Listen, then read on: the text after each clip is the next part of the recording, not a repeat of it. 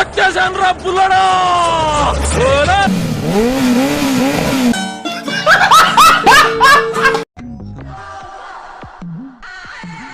వీడోడండి sudden గా వచ్చి ఇలా పడిపోయారని చూస్తున్నారా? ఏం లేదు, నాకు ఎప్పటి నుంచి వీడియోస్ చేయాలని, వాటిని ఇన్స్టాలో యూట్యూబ్లో అప్లోడ్ చేయాలి, ఫ్రీలో అప్లోడ్ చేయాలి, బాగా ఫేమస్ అయిపోవాలి అనుకునేదాన్ని. ఉంది, ఆ స్టామినా ఉంది, ఆ దమ్ము ఉంది, ఆ ధైర్యం ఉంది. కానీ అది మనకి చేతనయ్యే పని కాదు కదా, మనకంత సీన్ కూడా లేదు.